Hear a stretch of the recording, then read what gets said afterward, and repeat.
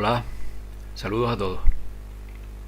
Bien, si hasta ahora hemos visto cómo arribaron estos pequeños núcleos de población a las lagunas de Venecia y después su manera tan particular y nada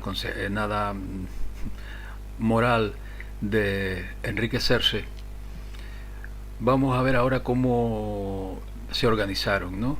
Cuál era su organización política y si sobre todo el tipo de organizaciones más discretas, incluso secretas que tenía. Bien, hay que decir que la familia veneciana se dividía en dos categorías. Primero están las familias más antiguas, llamadas Longhi, quienes podían reclamar su nobleza demostrando que eran anteriores en aquel lugar al año 1000, ¿no? Los Longhi incluyen muchos nombres que son tristemente familiares para el estudiante de historia europeo, como por ejemplo los Dandolo, Michiel, Morosini, Contarini, Giustiniani, Zeno, Esquina, también llamado Cornaro, Gradenigo, Tiepolo y Falier. Estos eran las familias Longhi, ¿no? Estas viejas familias disponían del monopolio de los Dog o Duc, que era el presidente, digamos, de aquella república, hasta 1382, momento en el que se vieron obligados a admitir a otros recién llegados, a los advenedizos, que se llamaban curti, y también poder llegar al honor más alto de aquel estado. Después de este tiempo, las nuevas familias como Mocenigo, Foscari, Malipiero, Vendramín, Loredano, Gritti, Dona y Trevisan entraron también en ese ascendente. Hay que decir que todos los miembros masculinos de este Senado, que eran de las 150 familias aproximadamente nobles que había, tenían el derecho permanente a un asiento en el Gran Concilio, el Gran Consejo, ¿no? Que llegó hasta a tener incluso 2000 miembros alrededor del año 1500. Y a partir de ahí empezó a disminuir lentamente, ¿no? Esta era más o menos la forma política que estaba organizado, y como vemos, pues había un grupo de familias que ostentaban siempre, se traspasaban el poder unos a otros, ¿no? Pero lo más típico del sistema de Venecia fue el denominado Consejo de los Diez, establecido en el año 1310. Hay que decir que, muy coincidentemente, el Concilio de los Diez sale a la luz justo en la época en que los caballeros templarios son disueltos por Roma, ¿no?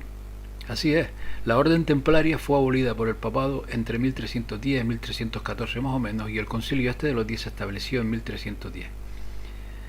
De ahí que en tiempos en que la mano negra veneciana se hallaba sobre Roma, o familias como los Borgia, Medici, Caetani, Pallavicini u otras, pues en ese tiempo era la única época en que Venecia no luchaba implacable contra Roma, ¿no? Este es un detalle muy a tener en cuenta, porque vemos la correlación entre templarios y este Consejo de los Diez, ¿no?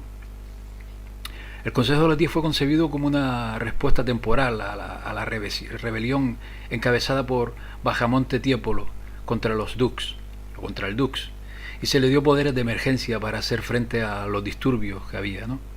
Aunque originalmente se estableció por un periodo de 2 meses, su autoridad se renovó continuamente hasta que se convirtió en un órgano permanente en el año 1334.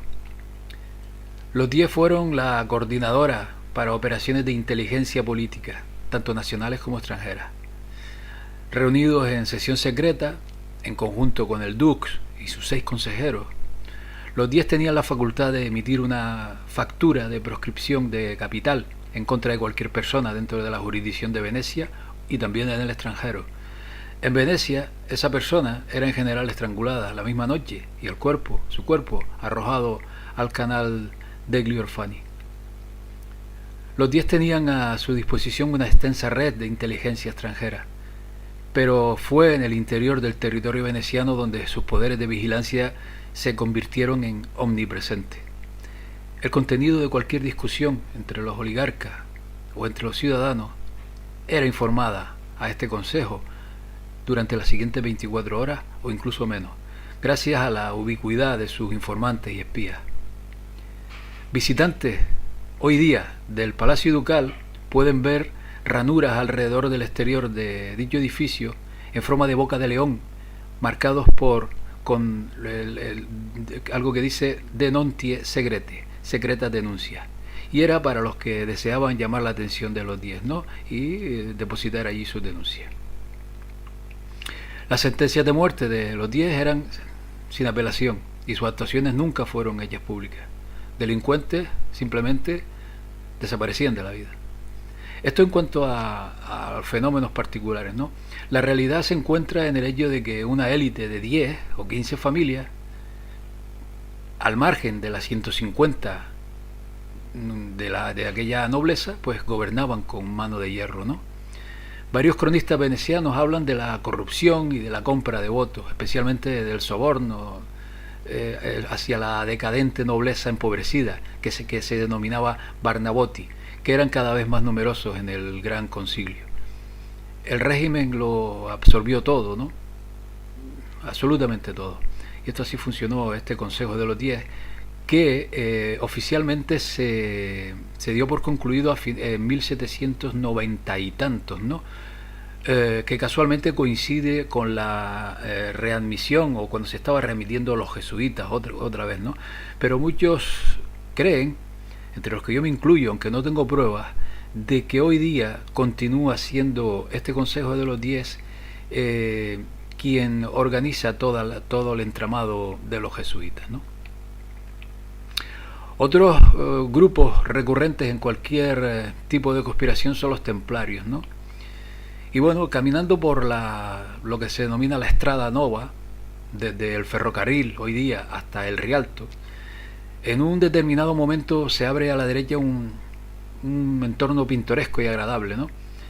Y usted verá delante de usted una iglesia, la última construida en Venecia bajo el dominio de aquella república serenísima de Venecia. El campo y la iglesia llevan el mismo nombre, La Maddalena. La iglesia fue terminada en 1790 y fue construida en los terrenos de la familia Balbo, la cual pertenecía a la orden de los templarios. En un bajo relieve que ocupa la parte superior de la puerta principal, un ojo dentro de un triángulo y un círculo torcido, considerado símbolo iconográfico de la masonería. En el interior vemos otros signos masones, ¿no? Como la escuadra y el compás, como por ejemplo en la lápida del arquitecto Tomás de Mansa, que inició la construcción. De planta circular, igual que el Panteón de Roma, contiene 12 columnas, con un solo altar para recordar a los apóstoles y el único Dios. No solo eso, sino también a los caballeros de la mesa redonda y a la búsqueda del Grial. El destino de Venecia y de los templarios se entrelaza desde la época de las cruzadas, ya lo dijimos en el anterior vídeo. Barcos cargados de peregrinos de Venecia a Tierra Santa y barcos cargados de los caballeros con todos los bienes necesarios para su campaña militar en el Medio Oriente eran comunes en aquella época. Peregrinos a menudo se aprovecharon de las naves del Temple con el fin de obtener pasaje, dada la alta fiabilidad y seguridad reconocida a la orden, ¿no? La leyenda dice que los templarios llegaron a Venecia con un enorme tesoro, que estaba oculto en la pequeña isla de San Giorgio in Alga, y que más tarde se les perdió el rastro. Una de las más famosas huellas del paso de los templarios en Venecia se encuentra en la fachada del famoso edificio que alberga hoy día el Casino de Venecia, denominado Ca Vendramin Calergi. Y de hecho, ahí están las palabras latinas non nobis, que corresponde a las primeras palabras del lema de la Orden del Templis, non nobis domine, non nobis sed domine tu da gloria. No a nosotros, Señor, no a nosotros, sino a tu nombre da gloria. Por otra parte, hay que decir que los denominados padres cruciferi fueron una orden religiosa, al igual que los templarios, fundada en el este en el siglo IV. En Venecia se asentaron en la zona del campo de los jesuitas, en la iglesia llamada de Santa María de la Asunción, ahora hoy día la iglesia de los jesuitas, y en la parte delantera se encuentra el oratorio, que aún lleva su nombre, que aún hoy día se utiliza como un hospicio. Decir que el oratorio fue construido en la segunda mitad del siglo XII gracias al legado de Dux Renier Sen, La historia de la familia Sen de Venecia se cruza con la de Henry Sinclair, señor de Rosslyn, que fue la familia iniciadora de la masonería en Escocia y que poco después se trasladó a toda Gran Bretaña, ¿no? Los dos hermanos Sen fueron puestos a cargo de una flota de propiedad de Henry Sinclair y viajaron mucho por el Atlántico Norte, ¿no? Donde parece incluso que llegaron a América 100 años antes de Colón. Pero la joya de la corona veneciana y de esta nobleza negra fue la creación de los jesuitas. Hay que decir que por esa época estaba todo el tema, bueno, se inició realmente para la lucha contra los protestantes, por ejemplo, ¿no? Pero es curioso cómo, bueno, antes tengo que decir que los controladores más inmediatos de Lutero aún no han sido identificados, ¿no? Aunque esto es algo así como una cuestión secundaria, ¿no? Esta agitación de Lutero en Wittenberg era simplemente un ejemplo más de las protestas contra el papado y contra la curia, que había sido crónica y endémica por décadas, ¿no? Pero lo que le dio, hay que tener en cuenta que lo que le dio a Lutero y al resto de los reformadores protestantes peso real fue la publicidad y la difusión de sus ideas. Y esto debe mucho a las editoriales venecianas. La prensa veneciana imprimió rápidamente más de 40.000 copias de los escritos tanto de Lutero como de Calvino, de Melanchthon y del heresiarca Juan Valdés, especialmente popular en Italia, ¿no? Fíjense en este detalle. El Papa León X denunció públicamente a la Universidad de Padua como la cuna de la inspiración de la enfermedad alemana del luteranismo. Claramente, el interés de Venecia fue bien servido por un cismático movimiento que enreda a Alemania, Francia y al resto de Europa en una serie de conflictos fácilmente perfilados.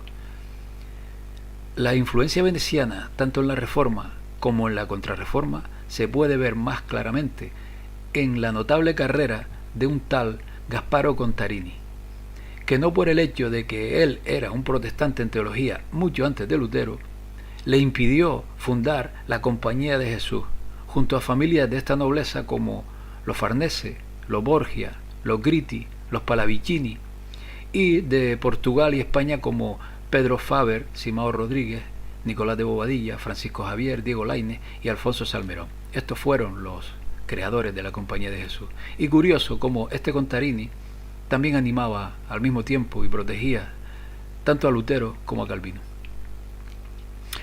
Decir que Contarini era el vástago de una de las familias más prestigiosas de las denominadas Longhis en Venecia. Los Contarini habían producido 7 dux, 7 presidentes, ¿no? Y este Gasparo tenía la vista puesta en ser el octavo, antes de que fuera escogido para servir a Venecia como un miembro del Colegio de Cardenales. Oficialmente, y recalco esto, subrayo esto, oficialmente se dice que en 1521 Ignacio de Loyola fue herido mientras luchaba contra los franceses en una de las guerras de Carlos V, ¿no? Durante su convalecencia se sometió a su crisis mística tan pregonada, después de lo cual tomó la vida de un vagabundo. En una internada por Europa en busca de fondos para una peregrinación a Tierra Santa, Ignacio encontró el camino de Venecia, ¿no? Donde, oficialmente, acampó en la plaza de San Marcos y allí vivió de la mendicidad. Una noche, se dice, el oligarca veneciano Marcantonio Trevisan estaba durmiendo en su palacio de oro, ¿no? Y tuvo una visión. Un ángel vino a él preguntándole: ¿por qué estás tan profundamente dormido en su cama caliente, mientras que en la plaza hay un hombre santo, un pobre peregrino que necesita su ayuda?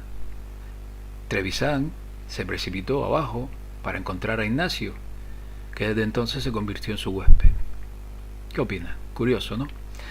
Después de eso, a Ignacio de Loyola se le dio una audiencia con el dux Andrea Gritti, que le ofreció pasaje a Chipre en un buque de guerra de la primera etapa de la peregrinación a Jerusalén, ¿no?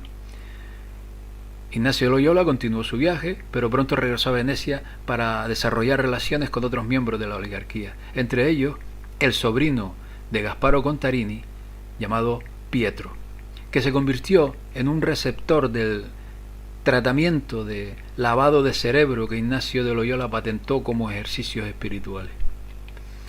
A continuación, Ignacio de Loyola se dirigió a Roma. Aquí se convirtió en el protegido de Gasparo Contarini, ya que éste había sido nombrado para el colegio cardenalicio por el Papa Pablo III de la familia Farnese. El cardenal tomó los ejercicios espirituales y designó a Ignacio de Loyola su confesor personal y consejero espiritual. Allá por 1540, Contarini había intercedido personalmente con el Papa contra los enemigos de Ignacio de Loyola dentro de la jerarquía de la Iglesia, para asegurar así la fundación de la Compañía de Jesús como una nueva orden religiosa, o supuestamente religiosa. En junio de 1539, Contarini viajó personalmente a la residencia de verano del Papa en Tívoli y prevaleció sobre el pontífice para que leyera en voz alta los estatutos de la nueva orden compuesta por Ignacio de Loyola, es decir, su juramento, su famoso juramento jesuita.